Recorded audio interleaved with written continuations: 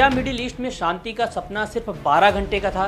क्या वो समझौता जिसे पूरी दुनिया ने तीसरे विश्व युद्ध को टालने वाला मास्टर स्ट्रोक बताया था, क्या वो एक दिन भी नहीं टिक पाया? आज सुबह करीब 4:30 बजे जब अमेरिकी राष्ट्रपति डोनाल्ड ट्रंप ने 2 हफ्ते के सीज फायर का ऐलान किया तो पूरी दुनिया ने चैन की सांस ली थी। लेकिन ये चैन और ये सुकून महज कुछ ही घंटों का मेहमान साबित हुआ है।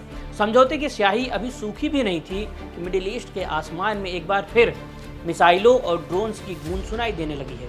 खबर आ रही है कि सीज फायर होने के 12 घंटे पूरे होने से पहले ही जंग दोबारा शुरू हो गई है और इस बार जंग की आग सिर्फ ईरान तक सीमित नहीं है, बल्कि इसने खाड़ी के दूसरे देशों को भी अपनी चपेट में ले लिया है। सवाल यह है कि आखिर किसने पहली गोली चलाई और क्या अब यह समझौता पूरी तरह खत्म हो चुका है? इस खूनी खेल की शुरुआत हुई फारस की खाड़ी में स्थित ईरान के रणनीतिक लावन द्वीप से।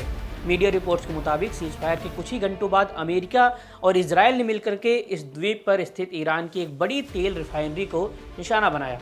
लावन द्वीप ईरान के लिए सिर्फ एक जमीन का टुकड़ा नहीं है, बल्कि ये उसके कच्चे तेल के निर्यात का सबसे प्रमुख टर्मिनल भी है।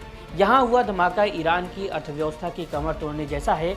जैसे ही इस रिफाइनरी से आग की लपटें उठी, शांति की मेज पूरी तरह बिखर गई। ईरान ने इसे सीज फायर का खुला उल्लंघन बताया और इसके बाद जो हुआ उसने पूरी दुनिया को फिर से दहशत में डाल दिया है। लावन द्वीप पर हुए हमले के जवाब में ईरान ने वो किया जिसकी आशंका एक्सपर्ट्स जता रहे थे।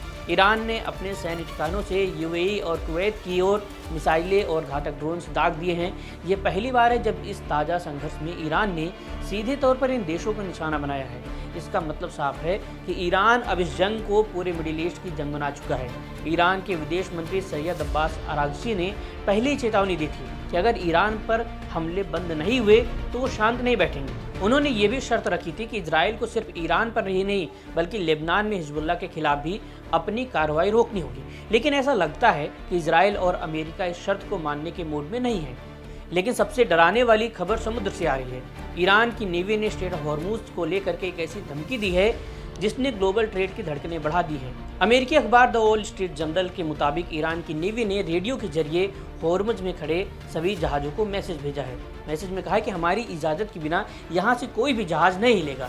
ईरान ने 2 टूक शब्दों में कह दिया है कि अगर किसी ने बिना परमिशन निकलने की कोशिश की तो उसे वहीं समुद्र में उड़ा दिया जाएगा। याद रहे कि ट्रंप ने सीज फायर की सबसे बड़ी शर्त इसी रास्ते को खोलना रखा था, लेकिन अब ईरान ने इसे फिर से बंधक बना लिया है। 14 दिनों की जिस सीज फायर की बात हुई थी वो अब 14 घंटे भी नहीं टिकता दिख रहा है। एक तरफ ईरान की रिफाइनरी धधक रही है तो दूसरी तरफ कुवैत और यूएई पर मिसाइलें गिर रही हैं। तीसरी तरफ हॉर्मुज में जहाज़ों पर मौत का साया मंडरा रहा है।